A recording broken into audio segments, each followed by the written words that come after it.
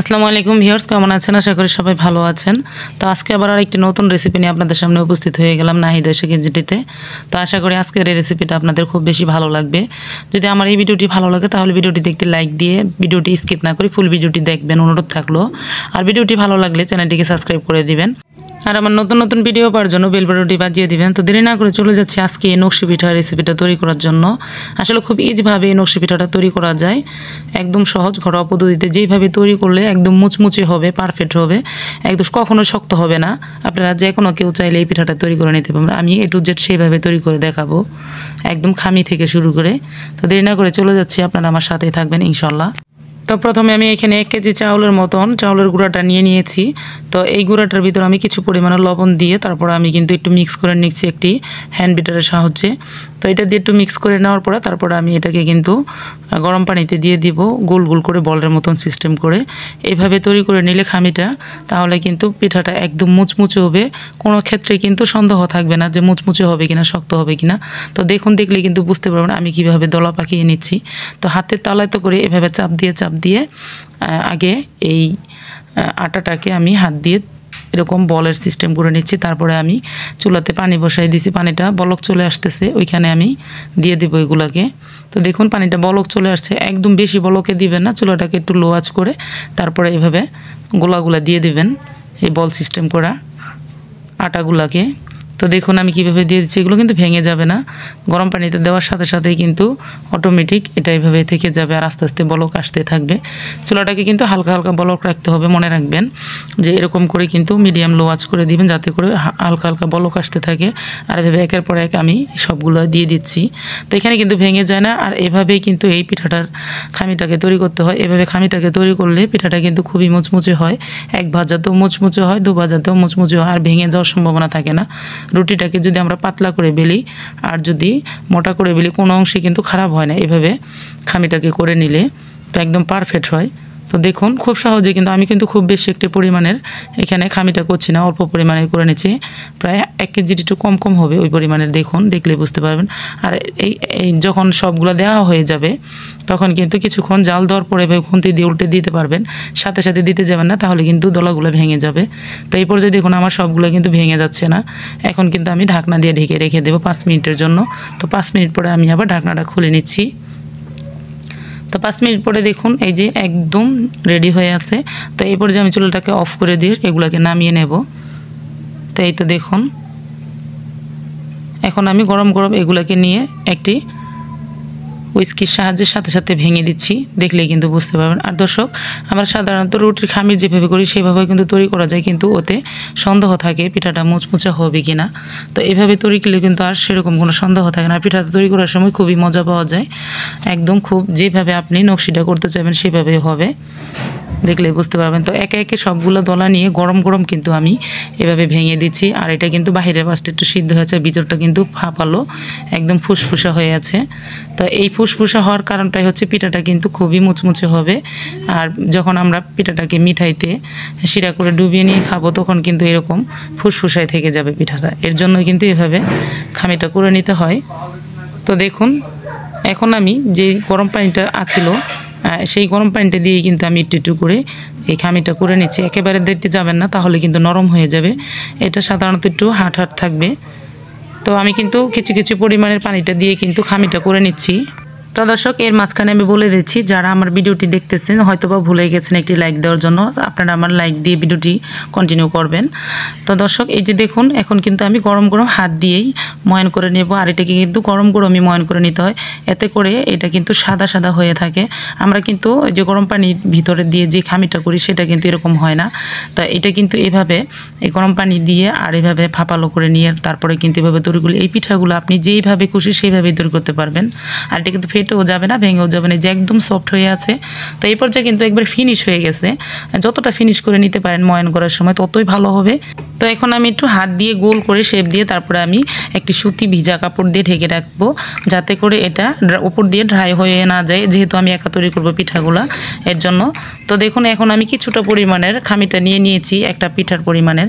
তো এইভাবে আমি কিন্তু খামিটা নিয়ে তারপরে রুটি বেলা ফিরার উপরে আমি হালকা করে রুটিটা বেলে নিচ্ছি। খুব বেশি পাতলও করবো না, খুব বেশি মোটাও করবো না, মিডিয়াম সাইজ করে নেব।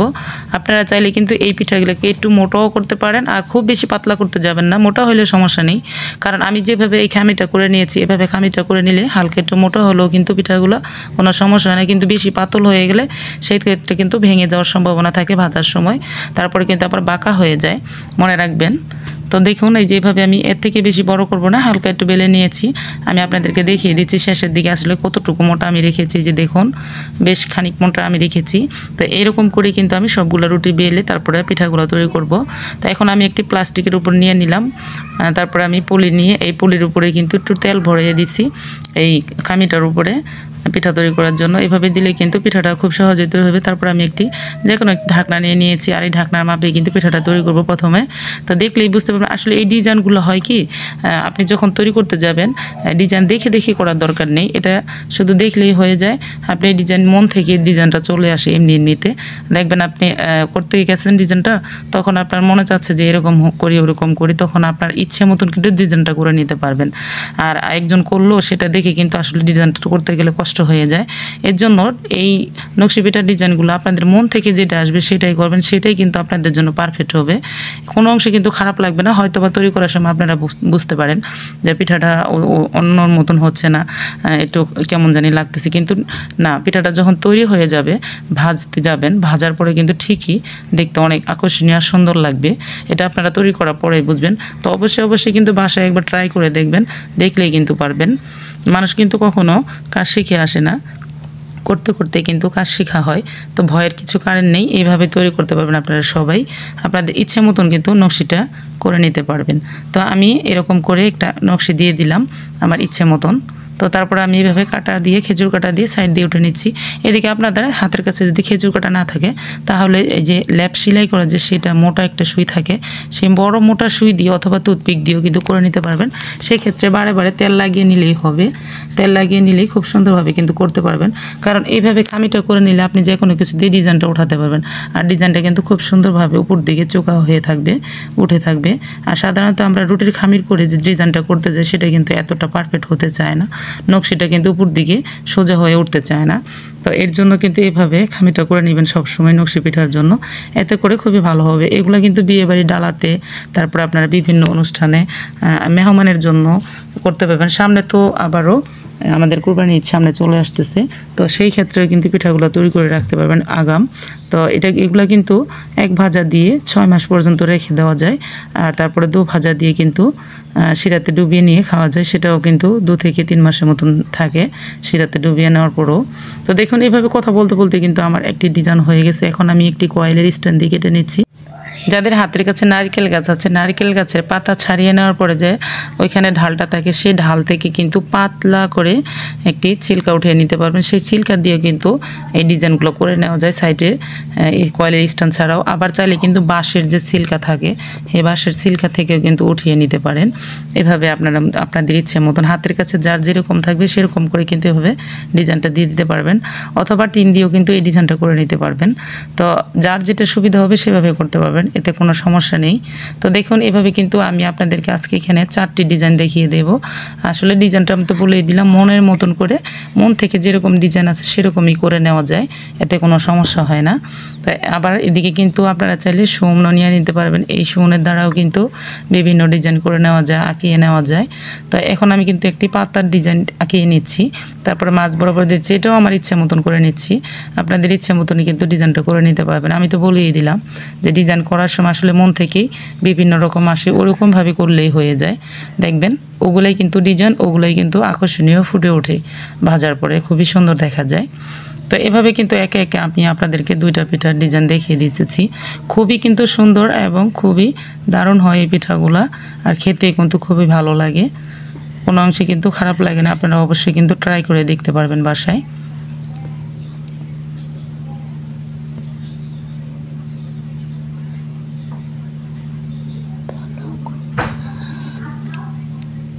তো দর্শক এটা কিন্তু আমি আরেকভাবে কেটে নিচ্ছি। দেখুন এভাবেই কিন্তু কেটে নেওয়া যায়, ফুলের সাইড দিয়ে খেজুর কাটা দিয়ে কেটে নেওয়া যায়। শুধু যে স্ট্যান্ড দিয়েই কেটে নেওয়া যায় সেটা না, এই কাটার মাধ্যমে কিন্তু অনেকভাবে কিন্তু পিঠাটাকে ছাড়িয়ে নেওয়া যায়। এটা করার সময় কিন্তু আপনার মন থেকে অনেক কিছু চলে আসবে।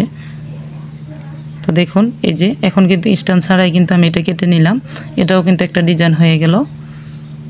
তো এখন আমি আরেকটি ডিজাইন করে দেখাচ্ছি, এটাও কিন্তু খুব সুন্দর হবে ডিজাইনটা। তো ভিডিওটি আমার লং হয়ে গেছে, তারপর আপনারা কিন্তু একটু মনোযোগ সহকারে দেখবেন, আসলে স্টেপ বাই স্টেপ না দেখলে কিন্তু কোনো অংশে বোঝা যায় না। তো এর জন্য মনোযোগ সহকারে একটু ধৈর্য সহকারে ভিডিওটি দেখবেন স্টেপ বাই স্টেপ, তাহলে কিন্তু আপনারা আপনাদের ইচ্ছে মতন এই নকশি পিঠার ডিজাইনগুলো করে নিতে পারবেন আর খুব সহজে কিন্তু তৈরি করে নিতে পারবেন।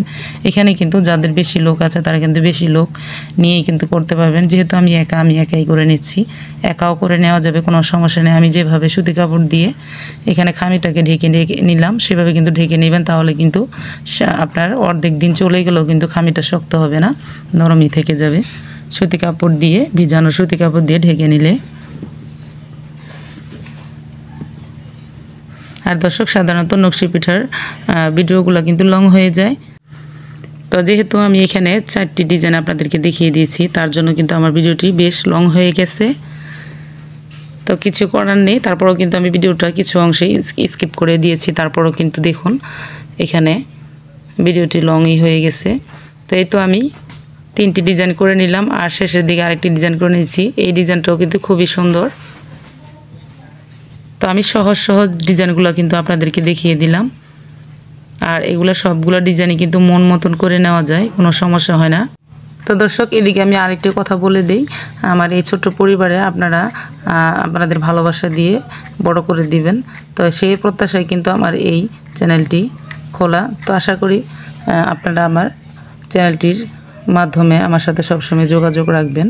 তো দর্শক, সবাই কিন্তু আপনাদের ভালোবাসা পেয়েই একদিন না একদিন এগিয়ে গেছে।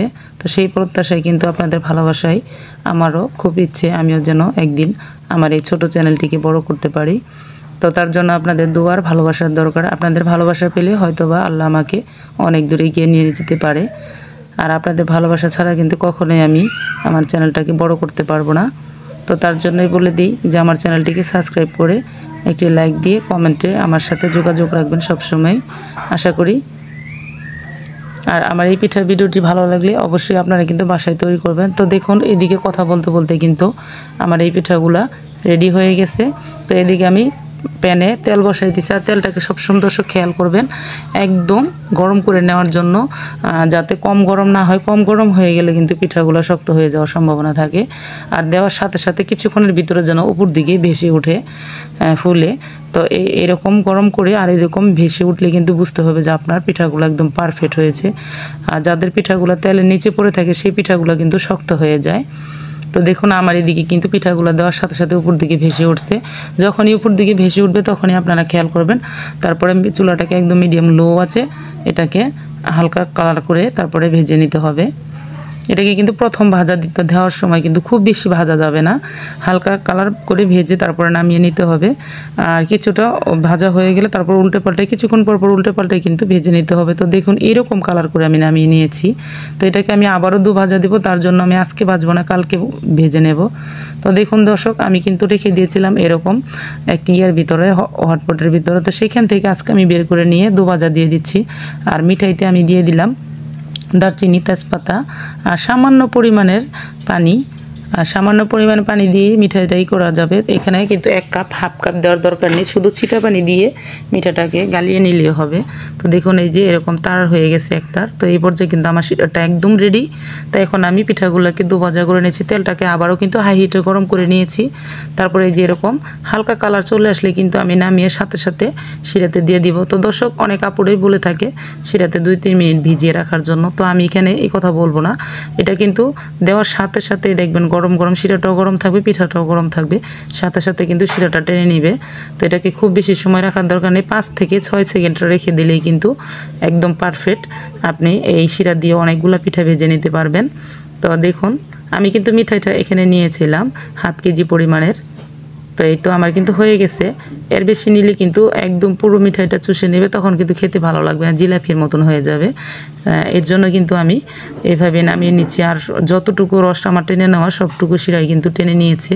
তো এইভাবে আমি সবগুলা ভেজে নিয়েছি। আর কতটা মুচমুচে আমি আপনাদেরকে দেখিয়ে দিচ্ছি। এই তো দেখুন, আর রসালো, এই যে খুবই সুন্দর ক্রিস্পি আছে। এগুলাকে কিন্তু আপনারা একটি ঢাকনাযুক্ত ডিবার ভিতরে পলিথিন দিয়ে বেঁধে তারপরে 6 মাস সংরক্ষণ করতে পারবেন। ভাজা শিরাতে ডুবানো ছাড়া, শিরাতে ডুবালে এটা কিন্তু 1 মাস অথবা 2 মাসের ভিতরে খেয়ে ফেলতে হবে, না হলে হয়তো বা তেলের একটা গন্ধ আসতে পারে। তো দেখুন, শিরাতে ডুবানো ছাড়া কিন্তু বেশি দিন ঘরে সংরক্ষণ করতে পারবেন, আর শিরাতে ডুবানোর পরে কিন্তু খেয়ে নিতে পারবেন। তো এইভাবে ভেজে ঘরে রেখে দিলে কিন্তু যখনই মেহমান আসে তখনই কিন্তু আপনারা ভেজে দুভাজা দিয়ে কিন্তু শিরাতে ডুবিয়ে নিয়ে খেতে পারবেন। আর চাইলে বিয়ে বেড়ে ডালাতেও দিতে পারবেন। তো আশা করি আমার এই ভিডিওটি ভালো লাগবে। যদি আমার এই ভিডিওটি ভালো লাগে তাহলে অবশ্যই আমাকে কমেন্টে জানিয়ে দিবেন। আজ এই পর্যন্ত, আরও একদিন চলে আসবো নতুন কোনো ভিডিও নিয়ে ইনশাল্লাহ। ততক্ষণ পর্যন্ত আপনারা সকলে ভালো থাকবেন। সকলকে জানাই অসংখ্য ধন্যবাদ।